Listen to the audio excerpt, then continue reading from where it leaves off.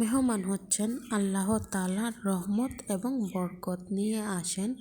তো আসসালামু আলাইকুম এভরিওয়ান, সবাই কেমন আছেন? আশা করি সবাই ভালো আছেন। আল্লাহ তাআলার অনেক অসীম রহমতে আলহামদুলিল্লাহ আমিও ভালো আছি। তো আজকে আমার বাসায় মেহমান আসতেছেন, সেই জন্য আমি ঘরটাকে প্রথমে পরিপাটি করে নিচ্ছি, ঘরটাকে ভালোভাবে গুছিয়ে টুছিয়ে নিচ্ছি। মেহমান হচ্ছে আল্লাহ তাআলার অনেক বড় একটা রহমত, যার উপরে আল্লাহ তাআলা খুশি হন তার কাছেই বেশি বেশি মেহমান পাঠান।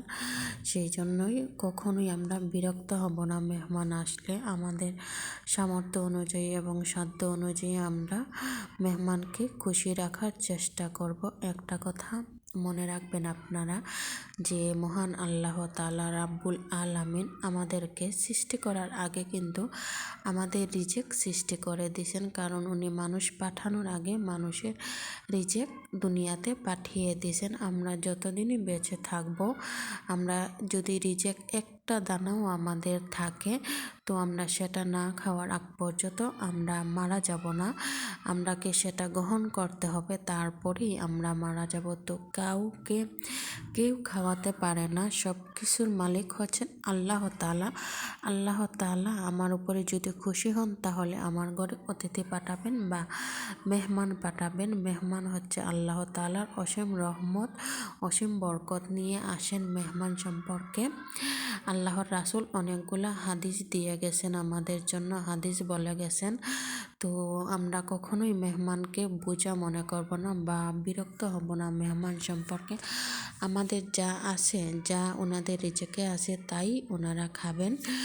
তো আমি রান্নাবান্না শেষ করে দুপুরে আমরা খাওয়া দাওয়া করে আমার মেহমানদেরকে নিয়ে একটু ঘোরার উদ্দেশ্যে বের হলাম। এটা হচ্ছে আমাদের সিলেটের স্টেডিয়ামে লাক্কারতুরা চায়ের বাগানে আমি ঘুরে আসলাম, যে মেহমানদেরকে নিয়ে আমি একটু ঘুরে আসি। তো আপনারা বলবেন যে কোথায় আপনার মেহমান, আমাদের সাথে পরিচয় করিয়ে দিচ্ছেন না কেন?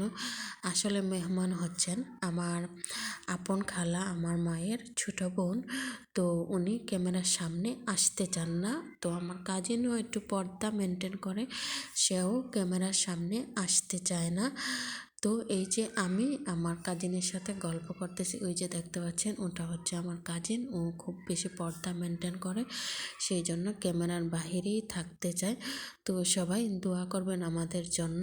আর আপনাদের বাসায় যদি মেহমান আসে, সবসময় চেষ্টা করবেন হাসি মুখে তাদেরকে সদরে গ্রহণ করার জন্য। আপনার যা সামর্থ্য আছে সামর্থ্য অনুযায়ী আপনি করে দেবার চেষ্টা করবেন। আর সবসময় সবার সাথে আপনি হাসি মুখে কথা বলবেন, কারণ হাসি মুখে কারোর সাথে কথা বলা এটাও একটা ইবাদতের পর্যায়ে পড়ে। তো আমরা সবসময় সর্বদা চেষ্টা করব সবার সাথে হাসি খুশিভাবে থাকার এবং হাসি খুশিভাবে কথা বলার। মেহমানদের যে আহামরি কোনো কিছু করতে হয় তা না, আপনার যা সাধ্য আছে আপনি সেই অনুযায়ী মেহমানকে আদর আপ্যায়ন করে দেবেন এবং আচার ব্যবহারটা সুন্দর করবেন। তাহলেই দেখবেন আল্লাহ তাআলা অনেক অনেক রহমত এবং বরকত আপনার ঘরে ঢেলে দেবে। তো এটা আমাদের রাসূল অনেকগুলা হাদিসই বলে গেছেন মেহমান সম্পর্কে।